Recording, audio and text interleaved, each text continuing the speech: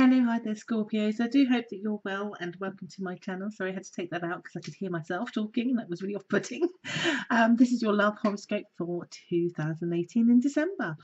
And if you watch me for the first time, how I do my readings isn't without tarot. It's not with tarot cards, as most of you might be familiar with.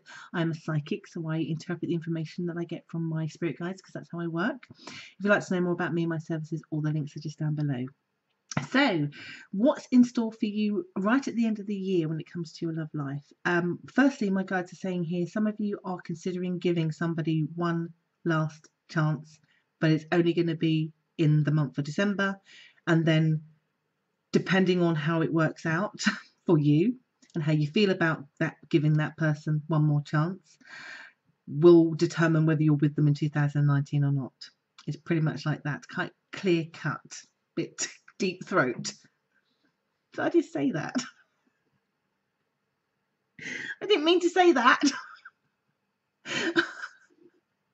So most of you know that I'm not got no filter.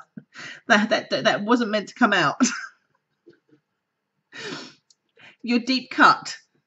I think I should just stay away from the word deep altogether. You're just, going to give somebody one last chance. I hope they gave you a giggle, everybody. Anyway, most of you know I only ever do these in one take because I've got 12 videos to do.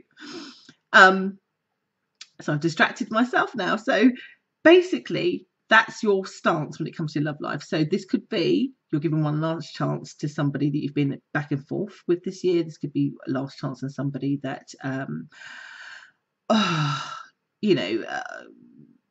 you've just met. It doesn't matter what circumstances are. This could be that you've been with this person the entire time this year, but secretly you've just been watching and observing them and you're not being happy. And in December, you're definitely like, one last chance.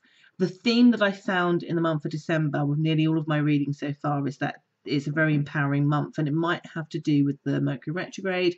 It might have to also to do with just the psychology of us walking into a new year and people wanting to discard certain things, but there's certainly very much more than usual than I've seen in most months, a sense of empowerment. And for you, it comes from the same place, but yours is more about you saying to yourself, I'm going to be a fool one more time.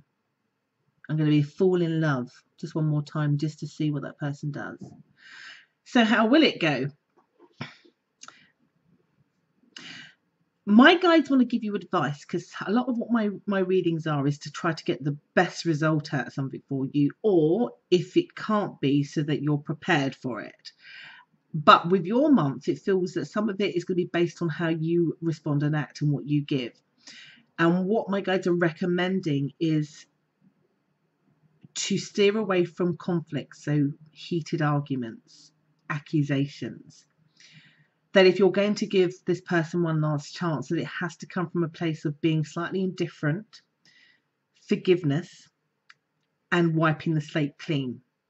Now, you might have said, right, I'm giving them this entire month to turn it around, but it's going to be really difficult for somebody to do that if you have prepared it in a way that they're going to fail. So basically, what my guides are saying here, if you're going to give that person the opportunity to give them one last chance, that you have to do it from a space of forgiveness, without accusations, from a clean slate. And you can even communicate that if you want to. Because if you don't, then they're going to fail. They're going to fail your chance.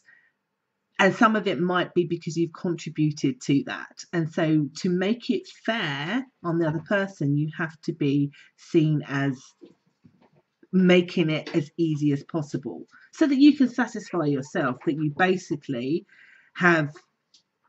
did everything you can to support the energy of it flowing that way, if that makes sense. So that's one recommendation to get the best out of it. They are also saying here, it's definitely lots about you letting go of stuff to be there. I think for some people that your interest is in is that you need to see them leave something behind. Now, this doesn't necessarily mean another person, but it could be. But I think I also see you basically trying to see whether they will let something else go. Like maybe they're a workaholic. You want to see whether they will stop repeating that pattern, basically, and that they will, make more quality time for you, might be one of the things. But whatever it is for you personally, with the person that you're with, as you release and let go, you're observing to see that they will honor you in a respectful, loving way, but that they do something tangible. There's an action that they take to see that will confirm to you that they're fully committed to you.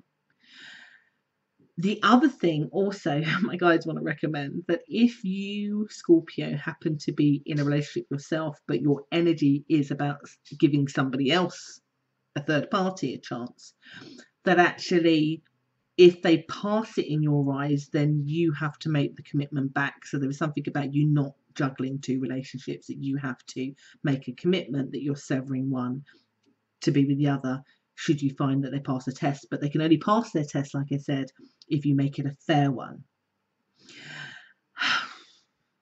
Some of you, my guides, are saying if you're female Scorpion, are also looking that part of you wanting to give somebody one last chance is because you want to expand your family, and discussions around that in particular, which is quite unique for me to pick out. But there is something about that aspect of wanting to expand your family and wanting to see them either contribute to that in a tangible way, without me referring back to silliness that I was talking about at the beginning. But do you understand what I'm saying? I get you're giving person a chance. I get that if you can do the things that I said, that you should see the person making more efforts. I do get gestures that are in line with what you want to see, but only if you make it a level playing field, basically. I'm sure there will be a small handful of you where actually you will be deep cut, in terms of like you will cut away the wafer and the chafer bit, basically.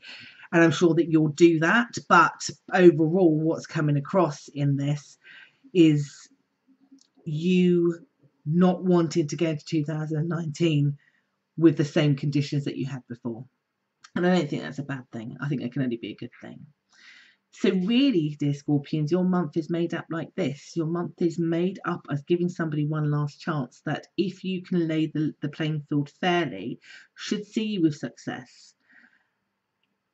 Do avoid conflicts in particular, because it means that the past is not being let go by you in order to energize the relationship going into 2019.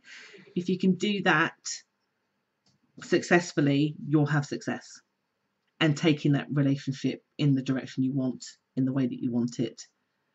But there's a lot coming up about what you need to let go of and sacrifice to, whether that's emotionally or another person. So anyway, I do hope that's been helpful for you today.